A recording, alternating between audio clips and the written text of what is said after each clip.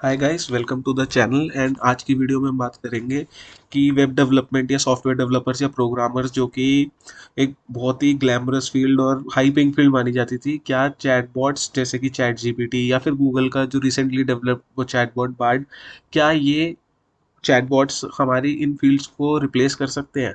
So basically इसको समझने से पहले हमारे को सबसे इम्पोर्टेंट समझना पड़ेगा कि जॉब्स का रोल क्या था। तो बेसिकली हमारी जितनी भी जॉब क्रिएशंस हैं या जितनी भी लिस्टेड जॉब्स हैं इस पूरे हमारी दुनिया के अंदर, वो चार हिस्सों में डिवाइडेड है। तो वो चार हिस्से कौन से हैं? वो है, या तो जॉब है, फिजिकल जॉब है और रेपिटेटिव है। फिजिकल रेपिटेटिव जॉब जैसे सपोज कि जैसे कोई लेबर है, या फिर कोई रिक्शा पुलर है, और या ऑटो रिक्शाज वाले हैं। ये लोगों का काम रेपिटेटिव है, इसमें रोज आपको कोई नई मतलब कोई नई इनोवेशन तो करनी नहीं है। और फिजिकल है, मतलब आपको फिजिकल स्ट्रेंथ से अपना सारा काम निकालना है, इसमें कोई ब्रेन तो यूज नहीं हो रहा। तो जैसे कि पहले के ज़माने में हॉर्स वाले होते थे, जो मतलब हॉर्स चलाते थे और पीछे लोग बैठते थे, बट इनको मशीन्स ने रिप्लेस कर लिया। या फिर अब आज की डेट में क्रेन्स यूज़ हो रही हैं, या फिर बहुत सारे डिफरेंट मशीनरी यूज़ हो रही है, फैक्ट्रीज के अंदर डिफरेंट मशीनरी यूज़ हो रही है प्रोडक्शन के लिए, बट पहले ये सारा काम हाथ से होता था। तो ये रेपिटेटिव फिजिकल वर्क वाली जो जॉब थी, ये ऑलरेडी इंडस्ट्रियल रेवोल्यूशन के बाद ये बहुत सारी जॉब्स ऑलरेडी रिप्लेस हो चुकी हैं। रिप्लेस ऐसे ये नहीं हुई है कि अब आप कहोगे कि वहाँ पे भी तो लोग काम करते हैं, तो वो लोग काम करते हैं, but nature of job change हो चुकी है। जो लोग पहले खुद हाथ मारते थे उसको, वो काम मशीन करती है, और वो काइंड ऑफ उसकी एग्जीक्यूशन करते हैं, उसकी इम्प्लीमेंटेशन करते हैं, डिजाइनिंग करते हैं। तो वो नेचर ऑफ जॉब चेंज हो चुका है। तो फर्स्ट काइंड ऑफ जॉब है हमारी रेपिटेटिव फिजिकल वर्क। और इसके अंदर अब रेपिटेटिव सेक्शन के अंदर एक तो फिजिकल हो गया, दूसरा क्या आता है, ब्रेन। जहाँ पे आप फिजिकल काम नहीं कर रहे, फिजिकल दिहाड़ी नहीं मार रहे, लेकिन ब्रेन यूज कर रहे हो। तो ये कैसी जॉब हो गई? जैसे सपोर्ट जॉब्स हैं, आपने देखा होगा कि इसके अंदर जैसे सपोर्ट जॉब्स में सपोज आप किसी क्वेरी करते हो, किसी कंपनी के अंदर आपने अमेजोन से कुछ मंगाया और आपको उसमें कुछ गलत आ गया और आपने क्वेरी करनी है। तो सपोर्ट स्टाफ को कॉल होता है, जो कि आपका पूरा ऑर्डर असेस करते हैं। तो ये हर रोज का नया टास्क है। डिफरेंट ऑर्डर्स के लिए वो कस्टमाइज होके आपको कुछ नई चीज़ बताते हैं। लाइक उनके उनको भी देखना पड़ता है कि हाँ, कभी कोई नई प्रॉब्लम आती है तो सोचना पड़ता है। सर्विस जॉब्स जैसे कि सपोज अगर हम इसी का एग्जांपल लें, टेक फील्ड के अंदर तो सर्विस बेस्ड कंपनीज होती है, जैसे टीसीएस है, इन्फोसिस है, टेक महिंद्रा है, जिनको कुछ क्लाइंट्स ऑर्डर देते हैं और उनको वो वाला काम करके देना होता है। तो ये सर्विस बेस्ड कंपनीज है, जैसे टीसीएस, इन्फोसिस। तो ये काम करती है रेपिटेटिव। इनका भी काम रेपिटेटिव होता है, क्योंकि सपोज आपने एप्लीकेशंस बना ली, काफ़ी सारी चीज़ें उनमें से रीयूजेबल होती है। तो बेसिक रीज़न किसी ने सोचा होगा कि सर्विस बेस्ड कंपनीज पे कम क्यों करती हैं, उसका रीज़न यही है कि इनके पास इनका काम रेपिटेटिव होता है। एंड इनको बल्क में लोग चाहिए होते हैं, क्योंकि इनके पास काम ज़्यादा है, लेकिन वो काम कोई बहुत ज़्यादा इनोवेटिव काम नहीं है। तो इनको इनको बहुत ज़्यादा स्पेंड उस पर नहीं करना कि कोई ऐसे लोग आए जो कि बहुत ज़्यादा दिमाग लगा के काम करें। इनको वो चीज़ें डिलीवर जल्दी करनी है। तो ठीक है, एक नेचर ऑफ जॉब ये हो गया। अब क्या इसको एआई रिप्लेस कर सकती है? तो इसको एआई को लिए रिप्लेस करना कोई बहुत मुश्किल बात नहीं है, क्योंकि अगर सपोज जैसे सपोज टीसीएस जैसी कंपनी है, और वो पहले 100 डेवलपर्स हायर कर रही है एक प्रोजेक्ट के लिए, क्योंकि उसके पास तो उसमें से कोई सारे लोग ऐसे होंगे जैसे उनके पास ऑलरेडी कोई वेबसाइट बना रहे हैं और उनके ऑलरेडी कुछ कंपोनेंट्स बने हुए हैं। तो ये वाले जो लोग हैं, ये उन कंपोनेंट्स को रीयूज ही करने वाले हैं। तो ये सारा काम एआई कर सकती है। तो ये फुली इरेडिकेट हो जाएगी, तो फुली तो नहीं हो सकती, बट इसमें टीम में डाउन साइजिंग हो सकती है कि ये ऐसा कर सकते हैं कि 100 लोग ना हायर करें और 60 लोग हायर कर लें, और वो 60 लोग एआई के साथ इंटरेक्ट करके वो पूरा जितने पहले ये काम डिलीवर कर पा रहे थे उतना डिलीवर कर दें। जैसे इसी के साथ मेरे को एग्जांपल याद है, एक स्टार्टअप में एक स्टार्टअप के फाउंडर के साथ मेरी बात हो रही थी। उनका भी सर्विस बेस्ड स्टार्टअप था, जो कि एक जनरल लोग एस्पायर करते हैं डेवलपमेंट के अंदर, कि किसी से प्रोजेक्ट्स लिए यूएस से या किसी कंपनी से, उनके लिए वेबसाइट्स या एप्स और उनको सपोर्ट दिया बनाने का।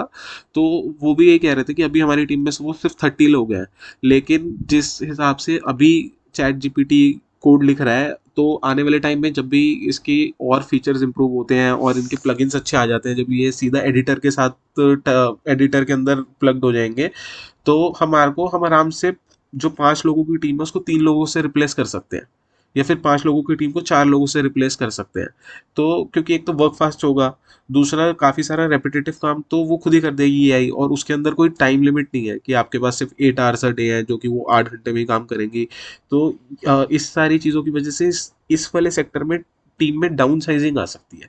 तो हम जैसे जो डेटा देखते हैं ना टीसीएस ने 10,000 कैंडिडेट फ्रेशर उठाया, तो अगर हम 30-40% डाउन साइजिंग भी कंसिडर करें तो एक सिग्निफिकेंट अमाउंट है कि 3-4 हज़ार लोग जो अभी हायर हो रहे हैं, हो सकता है वो फ्यूचर में हायर ना हो। सो जहाँ तक की बात है, अभी हम वेब डेवलपमेंट का कंक्लूजन निकालेंगे, बट अभी हम एक जनरल बात कर रहे हैं। तो अब हमारे दो तरीके हो गए, एक तो हो गया फिजिकल रेपिटेटिव, एक रेपिटेटिव वर्क जिसमें हम अपना ब्रेन यूज करते हैं। अब तीसरा टाइप क्या है, नॉन रेपिटेटिव, जो कि फिजिकल काम है। अब नॉन रेपिटेटिव फिजिकल काम कौन सा होता है, जैसे डांसिंग है, स्पोर्ट्स है, ड्रामा है, म्यूजिक है।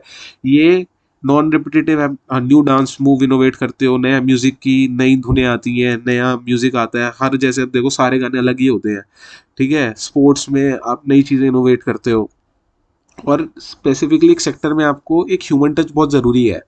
तो नॉन रिपीटेटिव फिजिकल वर्क तो अभी के हिसाब से, पहली बात तो चैट बॉट्स तो इसको रिप्लेस कर ही नहीं सकते। उसके पीछे रीजन है कि वो चैट बॉट तो डांस स्पोर्ट्स करके दिखाएगा नहीं। हाँ, जब यहाँ पे फुली रोबोट्स आ जाएंगे, वो भी क्या इसको रिप्लेस कर पाएंगे, उस पर क्वेश्चन मार्क है, क्योंकि इन चीज़ों को एक ह्यूमन टच चाहिए होता है। तो ह्यूमन टच तो वो लोग नहीं दे पाएंगे इसके अंदर। So non repetitive physical work को अभी के लिए रिप्लेस करना तो बहुत मुश्किल है, और ऐसा कुछ अभी के लिए नियर फ्यूचर में दिख नहीं रहा है इसके अंदर। लेकिन ये एफिशिएंसी बढ़ा सकता है। जैसे कि आज तक ने एक जो 9 से 10 का शो आता है, उसमें इन्होंने एक, जैसे सुधीर चौधरी एंकर है, तो उसके साथ इन्होंने एक AI based anchor, robot based anchor भी रखा है, तो just to test it. So basically ये है कि वो असेस कर सकता है। मतलब एक ऐसा सिनेरियो सोचो कि जब सपोज मेन एंकर को या ह्यूमन एंकर को कोई डेटा चाहिए, प्रीवियसली कुछ हो चुका है, बट उसको उस डेटा की एक्सेस चाहिए, उसके पास रियल टाइम में नहीं है। तो अभी तो बैक एंड पे इंटरनेट को यूज करके, गूगल को यूज करके डेटा निकाला जाता है, बट अगर आपके सामने साथी रोबोट होगा जो कि एआई ट्रेंड है, तो अब सीधा ह्यूमन एंकर उससे पूछ सकता है कि सपोज 2001 के इस वाले ब्लास्ट में क्या रूलिंग आई थी सुप्रीम कोर्ट की तरफ से। सो आपके पास एक हेल्दी इंटरेक्शन हो सकती है, एक डेटा फ्लो और इजी हो जाएगा। तो यहाँ पे ऑप्टिमाइजेशन हो सकती है, पर जॉब कटिंग थोड़ा सा मुश्किल है। इसके बाद आते हैं नॉन रिपीटेटिव, जहाँ पे ब्रेन यूज होता है। सो अगेन इसमें फिजिकल वर्क कुछ नहीं है, नॉन रिपीटेटिव वर्क हो गया। इसके एग्जांपल जैसे हो गया कि आपको नया प्रोडक्ट डेवलप करना है, स्ट्रेटेजी डेवलप करनी है, ऑर्गेनाइजेशन में रिस्ट्रक्चर करना है। तो ये सारे काम एक, मतलब आप एक नई चीज क्रिएट कर रहे हो, तो इसको क्या रिप्लेस कर सकता है कोई? तो अभी के लिए तो नहीं कर सकते, क्योंकि एआई के अंदर डिसीजन मेकिंग पावर नहीं है, और एक लॉजिकल थिंकिंग पावर नहीं है। वो ट्रेन होके अपने प्रीवियस डेटा सेट पे ट्रेन होके एक पहले जैसा डिसीजन ले सकता है, बट वो आउट ऑफ द बॉक्स सोच के डिसीजन नहीं ले सकता। तो इसको रिप्लेस करना मुश्किल है। लेकिन इसके अंदर एक बहुत बड़ी चीज़ है। सपोज अब अगर हम एग्जांपल लें अमेजोन का, तो अमेजोन बहुत सारे एच डी हायर करती है। तो अब वो सारे एच डी बैठ के कोई नया प्रोडक्ट तो नहीं डेवलप कर रहे होते, या कोई नई स्ट्रैटेजी तो नहीं बना रहे होते, उनमें से कुछ कर रहे होते हैं। लेकिन बहुत सारे लोग ऐसे भी ऐसे होते हैं जो रेपिटेटिव काम कर रहे होते हैं, कि उन्होंने कुछ सीखा और वो उसी को इम्प्लीमेंट कर रहे हैं अगले 1-1.5 साल। अगेन अगर अमेजोन 100 हायर करती है, हो सकता है 50 लोग हों जो कि नई चीज डेवलप करने में सोच रहे हो, और 50 लोग हों जो रेपिटेटिव काम करते हो। अब इन 50 लोगों में से भी हो सकता है कि 20% की डाउन साइज आ जाए, यानी कि 10 लोग हट जाएं और सिर्फ 40 लोग बचे। तो ओवरऑल अमेजोन में हमारे पास, अमेजोन जो अभी 100 लोग हायर करती है, 90 लोग हायर करें, 95 हायर करें, तो इसमें भी थोड़ी सी डाउन साइजिंग आ सकती है। तो बेसिकली ये डाउन साइजिंग अभी आ जाएगी, अभी नहीं आएगी। ये तो जस्ट एक रेवोल्यूशन का स्टार्ट है, आने वाले 5 साल में, 10 साल में, 15 साल में। और बट टेक्नोलॉजी बहुत फास्ट है, एडाप्शन बहुत फास्ट है, तो हो सकता है 3 साल में कुछ भी हो सकता है। तो नेचर ऑफ जॉब्स चेंज होंगी, डाउन साइजिंग होंगी, और नई जॉब्स आएंगी। इसका मतलब ये नहीं है कि एआई आ गई तो पुरानी जॉब खत्म हो रही है तो नई जॉब्स नहीं आएंगी। ये तो बिल्कुल गलत वे ऑफ थिंकिंग है। इसका एग्जांपल लेते हैं बहुत बढ़िया सा। सपोज जैसे मैं दिल्ली में रहता हूँ, तो पहले दिल्ली मेट्रोस में टोकन देने के लिए वो लोग होते थे जो कि टोकन देते थे। अगर आप बताओगे कि मेरे को XYZ जगह पे जाना है, तो वो आपको XYZ चीज़ का टोकन दे देंगे। बट पिछले 3-4 साल से ये सारे लोग रिप्लेस हो गए हैं, और वहाँ पे वेंडिंग मशीन हो गई है। तो अगर आपको सिर्फ वेंडिंग मशीन में एंटर करना है कि आपको कहाँ पे जाना है, मतलब वो चीज़ सेलेक्ट करनी है, वो आप पैसे लेने हैं, पैसे डालने हैं उसके अंदर, और आपका टोकन आ जाएगा। तो ये जितना भी स्टाफ था दिल्ली मेट्रो का, तो अगर हम लगाए दिल्ली मेट्रो में अगर 100 स्टेशन है, और हम पर स्टेशन 5 लोग बैठते थे टोकन काउंटर पे, तो 500 लोगों का स्टाफ अब काइंड ऑफ लगभग लगभग जीरो हो चुका है। वो 10-15 ही होंगे, इससे ज़्यादा नहीं है। तो इन लोगों की जॉब खत्म हो गई क्या? तो जॉब रिडक्शन नहीं हुई। अगर हम इस चीज़ को समझे, तो वो जॉब शिफ्ट हो गई। वो जो वेंडिंग मशीन जिसने बनाई, तो उस वेंडिंग मशीन को कंस्ट्रक्शन, उस वेंडिंग मशीन की क्रिएशन में जो लोग लगे हुए थे उनको वो जॉब शिफ्ट हो गई, उनको वो जॉब मिली। जो उस वेंडिंग मशीन का सॉफ्टवेयर है उसको जिन्होंने डेवलप किया या जो भी सर्विस प्रोवाइड कर रहे हैं उनके पास वो जॉब्स चली गई। या फिर वो जो सेल्स वाले लोग थे जो कि पिच करते थे, चाहे कि मतलब सपोज डिफरेंट कंपनीज की थी वेंडिंग मशीन, किसकी लगेगी, किसको ऑर्डर मिलेगा, तो ये नेचर ऑफ जॉब शिफ्ट हो गया। सर्विसिंग जो उस मशीन की सर्विस करेगा, तो उनके पास की जॉब चली गई। तो हो सकता है कि वो 500 लोगों से ज़्यादा की जॉब क्रिएशन हुई हो। तो एक तो ये चीज़ सोचने वाली है कि इसके अंदर जॉब खत्म नहीं होगी, नेचर ऑफ जॉब शिफ्ट होगा। अब कंक्लूजन लेते हैं कि वेब डेवलपमेंट में या सॉफ्टवेयर डेवलपर रोल्स में या प्रोग्रामर्स के साथ क्या होगा। तो भाई प्रोग्रामर्स का फिजिकल वाले सेक्शन से तो कोई लेना देना ही नहीं है। उनका फिजिकल वाले सेक्शन से इसलिए लेना देना नहीं है क्योंकि सारा काम हमारा रेपिटेटिव यूजिंग ब्रेन या नॉन रेपिटेटिव यूजिंग ब्रेन से होता है। तो इसके अंदर अब हम सबको पता है कि दो तरीके की कंपनीज होती हैं, एक होती है सर्विस बेस्ड, एक होती है प्रोडक्ट बेस्ड। सर्विस बेस्ड का मतलब यही होता है कि वो आपको सर्विस प्रोवाइड करनी है, और सर्विस कई मोस्टली रेपिटेटिव सर्विस होती है।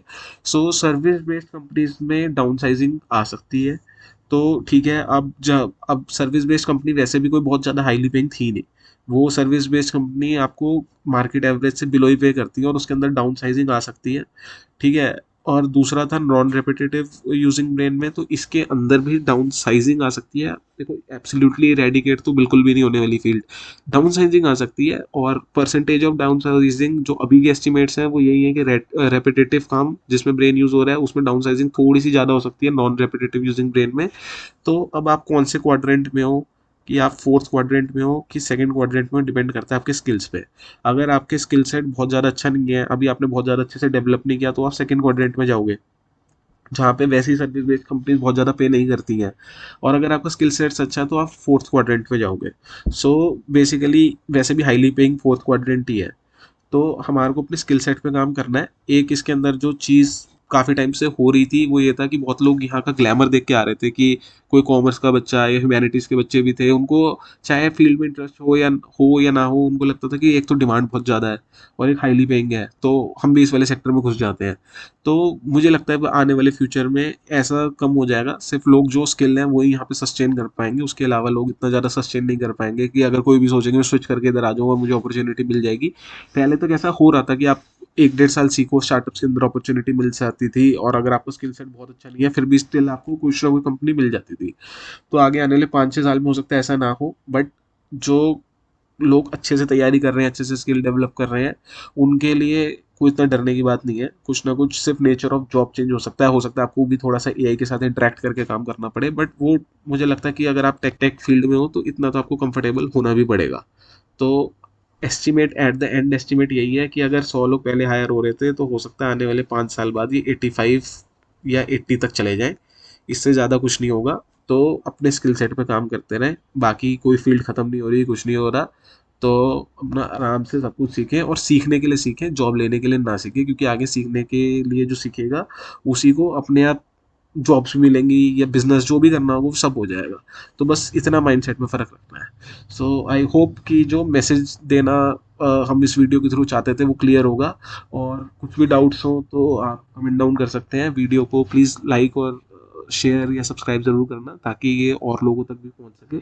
सो ये यूट्यूब के एल्गोरिथम के लिए बहुत ज़रूरी होती है। And thank you for watching and stay tune for the more video.